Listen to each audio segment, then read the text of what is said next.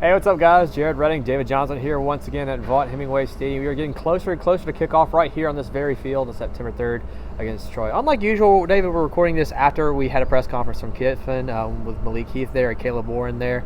We talked to Lane Kiffin once again about the quarterback situation, because I think that's the biggest question on a lot of people's minds. So he's still trying to live in the moment, still trying to figure that out. But some of the things we also talked about with Kiffin is just kind of where college football is headed with the new era of transfers and stuff forth. What do we kind of learn? I know he's been vocal about this, but is there anything that we kind of learned on that front? Yeah, I mean, this is where it happens, Saturday, September 3rd, right inside the Vaught here, and it's hard to believe we're 8 days away. 8 days away from the kickoff to a new season. Let's start with the quarterback situation. I'm to the point, I honestly believe Lane Kiffin really doesn't know what he's going to do with Luke Altmyer or Jackson Dart right now. You know, Dart, I think, has a higher ceiling, but Luke Altmyer is efficient, and he's got plenty of weapons around him. We asked Lane, when he might have a decision. He really didn't tell us. Will it be Monday? I think you're hard-pressed to leave Monday's press conference without announcing who the quarterback is, because the quarterback is such a leader for the football team. I don't think it's fair to go into a game week not knowing who a quarterback is. I still think Lane wants to name one, but he left the door cracked that he might play 2 against Troy. He didn't say, I'm going to play 2 against Troy. He just didn't answer that question. So that's how close it is. I think both of them do great things.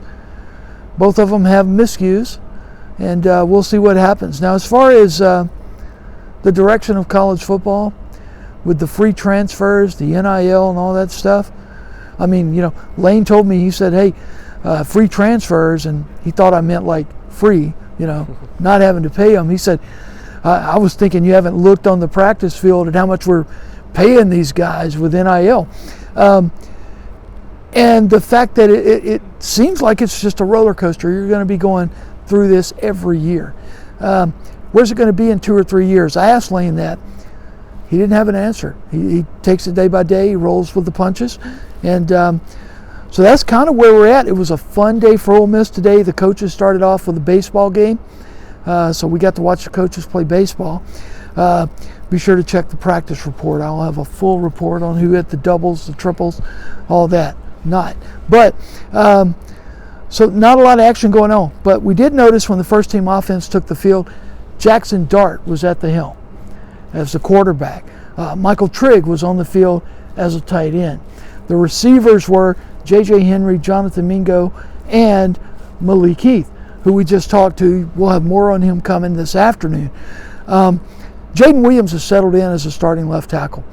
I don't think at this point Mason Brooks is going to start. He was taking 2 reps with the offense at right guard today. So that's what we saw on the field. Defense, trying to get an idea of what the depth chart is going to be. Look, I put something out yesterday, just kind of representational of what that depth chart might be, but it's going to depend on formation and all this stuff as to the guys that are on the field. So it's kind of hard to get your hands around a true depth chart. Now, Ole Miss is going to release offensive and defensive depth charts on Monday, so we'll see what they say. The punter, Fraser Mateen, I believe is how you say that, from Australia, who's been injured basically the whole camp, was on the field today punting.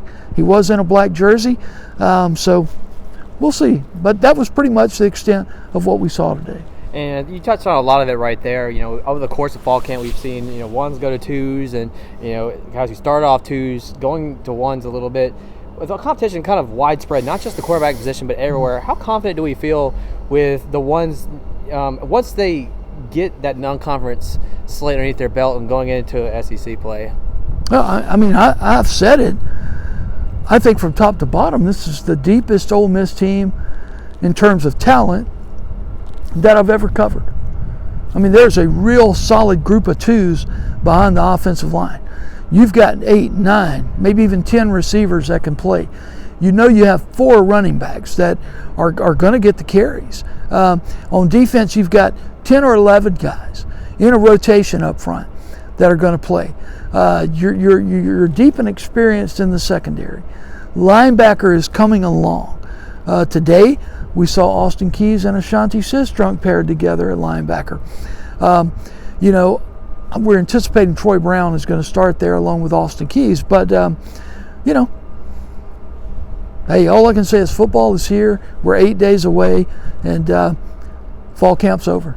Fall camp's over, and game week is right around the corner, but that will not season coverage from us. We will have coverage all throughout the season from myself, David Johnson, and Tyler Kuma. Stay tuned for that, and stay tuned all the way through. See you next time.